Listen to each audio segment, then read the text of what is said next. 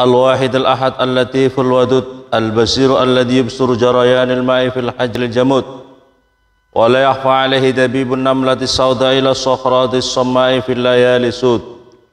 أحمد سبحانه وتعالى على ما أولاني من الكرم والجود، وأشهد أن لا إله إلا الله وحده لا شريك له شهادة تسوى لقائل في ديك الخود، وأشهد أن سيدنا ونبينا محمدا عبد رسوله نبي تصرفت به الآباء والجدد. اللهم صل وسلم وبارك على هذا النبي الكريم والرسول السيد السند العظيم ذي القلب الرحيم سيدنا ومولانا محمد وعلى آله وأصحابه صلاة وسلاما دائمين متلازمين ما نبت زرع وعرق قنوت وسلم تسليما كثيرا. أما بعد، فيا أيها المسلمون اتقوا الله حق تقاته ولا تموتن إلا وأنتم مسlimun la'allakum tuflihun. Ma'asyiral muslimin yang dimuliakan oleh Allah Subhanahu wa taala, sebagai khatib saya berwasiat kepada hadirin semua, bil khusus kepada diri saya pribadi, marilah kita senantiasa tingkatkan kualitas iman dan takwa kita kepada Allah Subhanahu wa taala dengan senantiasa menjaga diri kita dari berbagai macam godaan-godaan setan yang menjerumuskan kita semuanya. Ma'asyiral muslimin yang dimuliakan oleh Allah Subhanahu wa taala, qala Abdullah bin Mas'ud radhiyallahu anhu, diriwayatkan oleh Abdullah bin Mas'ud sahabat Rasulullah pernah membuat satu garis dari Rasulullah sallallahu alaihi wasallam. Wa qala hadi, kemudian Rasulullah mengatakan garis ini hadihi sabilillah. Garis satu lurus, garis yang lurus inilah garis sabilillah, yaitu jalan menuju Allah Subhanahu wa taala. Itu adalah jalan yang lurus. Summa hatta khututan an yaminil khatti wa an shimalihi. Kemudian Rasulullah menggaris garis-garis di samping kanan dan samping kirinya. Summa qala hadhihi subulun, hadhihi subul. Kemudian garis-garis itu, kata Rasulullah sallallahu alaihi wasallam, inilah beberapa jalan-jalan. Ala kulli sabilin minha syaitan, yang jalan-jalan itu setiap jalannya ada godaan-godaan setannya. Minha syaitan yad'u ilaih, kemudian diantara setan-setan itu mengikuti, menggoda manusia-manusia yang melalui jalan-jalan yang tadi. Subhanahu lantas Rasulullah bersabda, wa inna hadha sirati mustaqima fattabi'u wa la tattabi'u subul fatafarraqu bikum an sabilih fatabayyana la. Maka Allah Subhanahu wa taala berfirman, sesungguhnya ini jalan adalah jalanku yang lurus, fattabi'uh, maka ikutlah kalian semua kepada jalan kami, yaitu jalannya Allah Subhanahu wa taala. Wa la tattabi'u subul, dan janganlah kalian mengikuti berbagai macam jalan-jalan. Fatafarraqu bikum an sabilih, maka kemudian kalian bisa bercerai-berai an sabilih, dari jalannya Allah Subhanahu wa taala. Fa bayyana lana sallallahu alaihi wasallam, maka Rasulullah dalam hal ini menjelaskan kepada kita kasratu turuq syaitan, yaitu terlalu banyaknya jalan-jalannya setan untuk menjerumuskan manusia, untuk menjauhkan manusia daripada jalannya Allah Subhanahu wa taala. Apalagi hadirin yang dimuliakan oleh Allah, kita sekarang ini akan segera memasuki tahun baru Islam, tahun baru Hijri, tahun baru Masehi, yang biasanya di dalam tahun-tahun baru Masehi ini sangat banyak godaan-godaan setan yang ada di dalamnya, sehingga orang-orang membuat orkes-orkes, membuat pesta-pesta dengan berbagai macam pesta-pesta pergaulan laki-laki dan perempuan, ya, kemudian di hotel-hotel di booking oleh orang-orang yang justru ini adalah yang membooking orang-orang muslim, yang melakukan berpoya-poya, bermusik-musik, bermacam-macam, ini kumpul-kumpul, ini adalah orang-orang muslim. Ma'asyiral muslimin, ini banyak sekali godaan-godaan syahwat yang justru menjerumuskan umat muslim, umatnya Rasulullah sallallahu alaihi wasallam.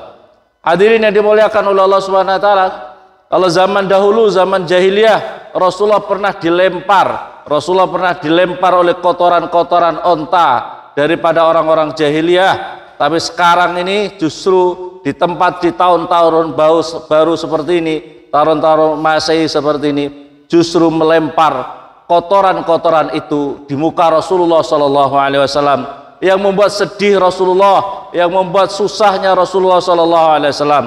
Maka oleh karena itu di mimbar ini hadirin, cara untuk meningkatkan kualitas iman dan takwa kita kepada Allah Subhanahu Wa Taala, janganlah dibiarkan anak-anak kita, keluarga kita berpoya-poya di tahun baru Masehi ini, sehingga dengan itu banyak sekali orang-orang yang terjerumus dalam berbagai maksiat, perzinaan, mabuk-mabukan, memperturutkan nafsu di tahun baru ini.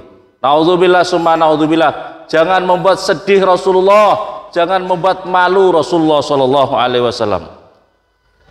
Wa rawa anna iblis sa'al al-imam asy-Syafi'i. Di antara hadirin pernah Imam Syafi'i ditanya, iblis bisa berjumpa dengan Imam Syafi'i, ma qauluka. Ini di antara godaan-godaan setan ini adalah menjerumuskan manusia ini. Bagaimana pendapatmu Imam Syafi'i? Fi man khalaqani kama ihtara.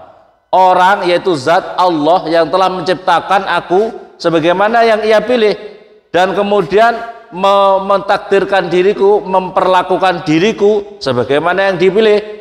Dan setelah itu ba'da dzalika insya'a, kemudian setelah itu kalau memang berkehendak sang pencipta itu, yaitu Allah, memasukkan diriku ke surga atau memasukkan aku ke dalam neraka.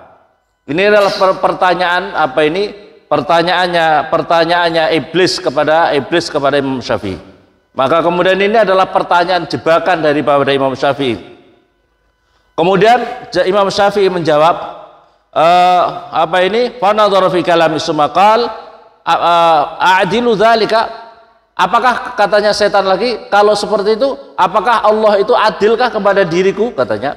Apakah Allah adilkah kepada diriku kalau kemudian Allah menciptakan diriku seperti ini yang dikehendaki, kemudian memperlakukan diriku seperti ini, kemudian aku dimasukkan surga kah atau di neraka kah? Apakah Allah dalam hal ini yang menciptakan diriku seperti ini adil? Maka fa nadhara fi kalami. Maka Imam Syafi'i mengangan-angan, mencermati daripada kata-kata iblis ini. Sumakala, ya hadza, ya wahai iblis, jika memang penciptamu, terciptanya kamu atas kehendak Allah, jika itu kehendak dirimu, maka itu memang tidak adil. Tetapi kalau memang itu kamu yang diciptakan oleh Allah atas kehendak Allah, maka kamu adalah Allah tidak boleh diprotes. Allah wa in kana khalqa lima yurid huwa fala yus'al, maka Allah sama sekali tidak untuk diprotes di dalam hal ini. Maka kemudian iblis, apa yang tadinya kelihatan besar langsung kelihatan sangat kecil sekali. Maka dia mengatakan, wallahi ya Syafi'i, demi Tuhanmu ya Syafi'i, sesungguhnya aku telah mengeluarkan orang-orang ahli ibadah, ada 70 ribu orang-orang ahli ibadah, saya jebak dengan pertanyaan seperti ini, dan mereka terjebak dan dikeluarkan daripada diwanul ubudiyah, yaitu termasuk catatan orang-orang yang ahli ibadah. Wa'lam anna misalal qalbi misalu hisnin wasyaiton aduun. Ketahuilah hadirin bahwasanya hati itu adalah ibaratnya benteng, wasyaiton aduun, dan setan itu adalah musuh. Yuridu ayat khulal hisn, yang sangat menghendaki untuk menguasai, memasuki dan menguasai benteng tersebut dan menguasainya. Fala yaqdiru ala hifdzil hisn, maka seseorang tidak akan bisa menjaga benteng itu minal adu illa bihirasati abwabin, kecuali dengan menjaga pintu-pintu benteng tersebut, wa madakhili, dan tempat-tempat masuknya ke benteng tersebut. Hadirin, dan tidak akan mampu menjaga pintu-pintu jika tidak tahu cara setan memasuki pintu-pintu benteng tersebut. Maka oleh karena itu hadirin, pentingnya kita mengetahui ilmunya untuk bagaimana menjaga benteng hati kita ini. Wa himayatul qalbi an waswasi syaitan wajibun. Maka oleh karena itu ilmu untuk menjaga hati daripada pintu-pintu setan yang masuk ke dalam hati kita itu hukumnya adalah wajib, wa huwa fardhu ainin ala kulli mukallaf, kepada setiap orang-orang yang mukallaf. Minha, di antara pintu-pintu setan hadirin, al-ghadab wasyahwat. Pintu-pintu setan itu adalah lewat marah dan lewat syahwat. Fa innal ghadab ghaulul qalbi. Sesungguhnya marah itu, emosional itu adalah bencananya akal. Wa idza dhafal aql hajama jundus syaitan. Ketika lemah pikirannya, ketika dia emosional, ketika dia temperamental, maka datanglah setan masuk kepada orang itu. Wa kullama ghadabal insan la'ibas syaitan. Kalau orang itu sudah marah, kalau dia sudah lagi marah, maka ibaratnya dirinya sedang dipermainkan oleh setan, sebagaimana anak kecil mempermainkan bola. Kama yal'abu sabiul qarrah. Anna abadul awliya qala, sesungguhnya sebagian ulama waliullah pernah berketemu ila iblis, arini kaifa taghlibu ibnu adam. Wahai iblis, bagaimana caranya kamu mengalahkan keturunan anak Adam? Maka jawabnya iblis, aku hancurkan keturunan anak Adam, aku goda dia, aku gelincirkan dia ketika dia sedang marah dan ketika dia sedang ketika memperturutkan hawa nafsu. Ma'asyiral muslimin, yang kedua adalah hasad wal hirs. Yang kedua, cara masuknya iblis kepada diri manusia itu adalah iri hati dan tamak. Iri hati dan tamak. Wa mahma kana al-'abdu harisan 'ala kulli syai', ketika seseorang itu sangat tamak kepada setiap sesuatu, maka orang itu akan dibutakannya. Kalau dia terlalu cinta jabatan, maka dia dibutakan bagaimana caranya, yang penting dia dapat. Apakah dengan cara pakai fulus, pakai uang, atau dengan cara-cara berkhianat atau cara-cara menipu, ia butakan. Yang penting bagaimana dirinya mendapatkan jabatan tersebut. Halal haram tidak peduli, yang penting dirinya dapat jabatan itu. Kalau dirinya terlalu cinta kepada lawan jenis, maka dirinya bagaimana bisa mendapatkannya, tidak tahu halal maupun haramnya. Kalau dirinya terlalu mencintai dunia, dia pun tidak peduli dengan cara apa dirinya bisa mendapatkannya. Nah ini kalau sudah terlalu cinta kepada akan dibutakan oleh setan. Begitu juga yang berikutnya lagi adalah syahwat, apalagi dengan syahwat tadi. Ma'asyiral muslimin, diceritakan iblis pernah masuk di perahunya Nabiullah Nuh alaihissalam dan menyamar menjadi orang tua. Nabi Nuh bertanya, siapa kamu? Siapa kamu kok tiba-tiba ada di dalam perahuku? Karena orang-orang yang di perahunya Nabi Nuh semua dikenal oleh Nabi Nuh. Siapa kamu orang tua? Aku adalah penggoda hati-hati sahabat-sahabatmu. Fatakunu qulubuhum ma'i wa abdanahum ma'ak. Yang iblis itu punya tugas, kata dalam Al-Qur'an, yang dimana hati-hatinya mereka itu bersama kami, walaupun badan-badannya, tubuhnya bersama kamu. Mereka ada bersama kamu, tapi hatinya ada pada kami. Inilah tugasnya setan. Inilah tipu daya setan, yang dimana kadang-kadang hadirin, kita ini bisa kumpul satu majelis, kita bisa kumpul satu masjid, kita kumpul satu masjid seperti ini, tapi belum tentu hati kita bisa bersatu. Inilah tugasnya iblis. Kita ini seolah-olah berbeda-beda. Kadang-kadang di beda-beda, sudah beda partai, beda suku, beda macam-macam. Seolah-olah kita ini Islamnya Islam sendiri-sendiri. Padahal kita sudah diikat dengan asyhadu an la ilaha illallah wa asyhadu anna Muhammad Rasulullah, yang dimanapun ketika dia bersyahadat seperti itu, maka kita ini adalah satu. Tapi hati kita ini, hadirin ma'asyiral muslimin, hati kita ini jarang yang bisa seperti itu. Inilah tugas setan menggoda kita. Kita boleh kumpul satu masjid, tapi hati kita tidak pernah kumpul di dalam satu ikatan yang benar-benar zahiran wa batin. Ini hadirin yang dimuliakan oleh Allah. Inilah tugasnya iblis. Maka kemudian dampak negatif setan ini, kemudian Nabi Nuh mengatakan, ukhruj minha ya aduwallah, keluar kamu wahai musuhnya Allah subhanahu wa ta'ala, fa innaka la'in, maka kamu adalah terlaknat. Faqala iblis, inilah cara-caranya iblis, menggoda manusia. Di antara caranya yang sangat efektif dia adalah bagaimana banyak orang bisa berkumpul sama-sama muslim, sama-sama satu masjid, sama-sama takbirnya sama, sholatnya sama, kiblatnya sama, tapi hati-hatinya kita ini masih banyak yang bercerai-berai. Yang berikutnya lagi hadirin yang dimuliakan oleh Allah, al-hirsu wal hasad, yaitu rakus dan hasad. Fabil hasad la'antu, kata iblis, saya nasihati dua hal kepada kalian semuanya, yaitu jangan sampai punya penyakit rakus dan penyakit hasad.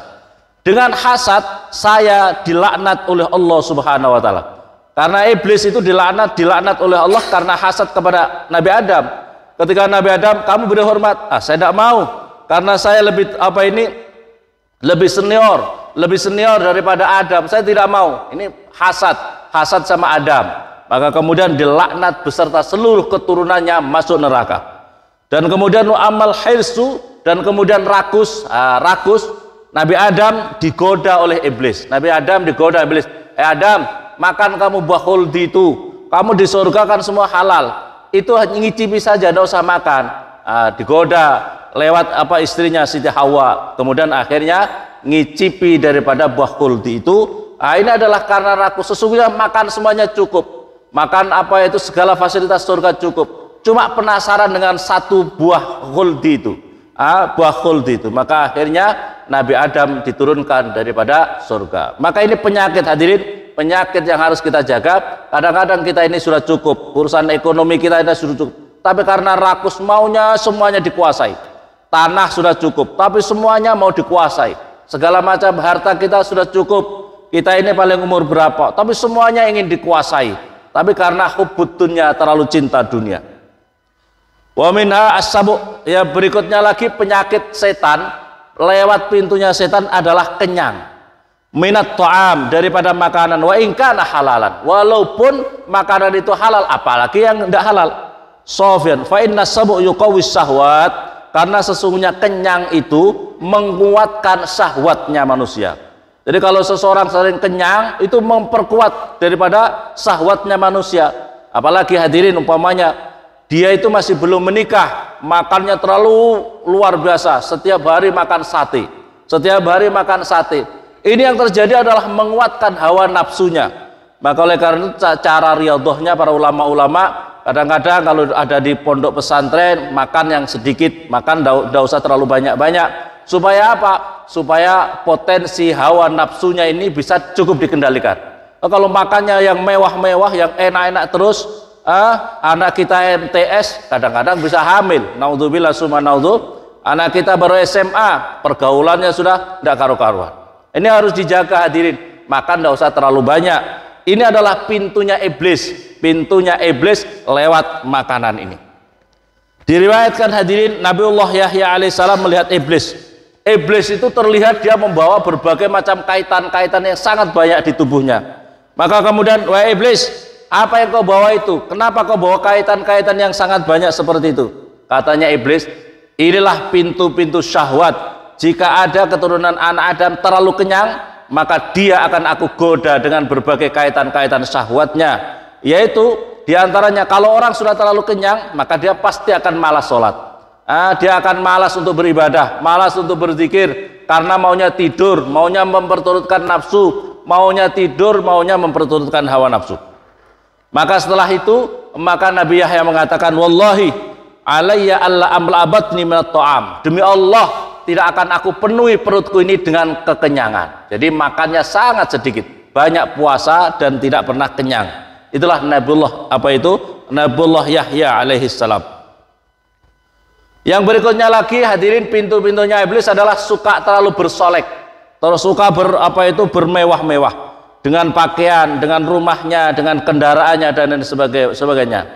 Jadi kalau orang sudah terlalu bersolek, itu seolah-olah, hadirin, seolah-olah ini dirinya masih terlalu lama hidup di dunia. Mobilnya, rumahnya, padahal sebentar lagi rumah dan lain sebagainya akan ditinggalkan, akan meninggal dunia. Tapi orang itu terlalu suka bersolek, suka yang bermewah-mewah, bermegah-megahan dan lain sebagainya. Sederhana saja. Jadi yang enak itu adalah sederhana-sederhana saja. Ma'asyiral muslimin, yang berikutnya lagi, pintu-pintu setan itu adalah terlalu tergesa-gesa dalam mengerjakan sesuatu sehingga tidak cermat dan tidak teliti. Berikutnya lagi, pintunya iblis adalah al-bukhlu, medit, wa khauful faqri, takut fakir.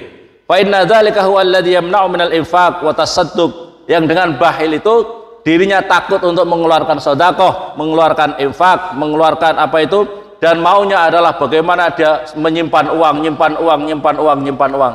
Padahal hakikatnya kita itu, uang kita itu adalah yang kita sedekahkan, yang kita infakkan, yang harta kita yang diinfakkan itu adalah hakikat uang kita yang akan kita nikmati di alam barzah nanti, yang kita nikmati di akhirat nanti. Kalau uang yang tidak kita infakkan itu adalah untuk rebutan warisan daripada anak turun kita. Wa minha su'udzon bil muslimin. Penyakit yang berikutnya lagi adalah jelek sangka kepada sama muslim. Wa yajibu al-ihtiras, maka oleh karena itu wajib kita menjaga sesama muslim, jangan sampai suka su'udzon sesama muslim. Karena sedikit-sedikit kalau sudah apalagi punya faham yang salah, ya salah faham, itu sesama muslim yang lain su'udzon, jelek sangka, itu neraka, itu bid'ah, itu sesat, dan sebagainya dan sebagainya. Hati-hati masyarul muslimin.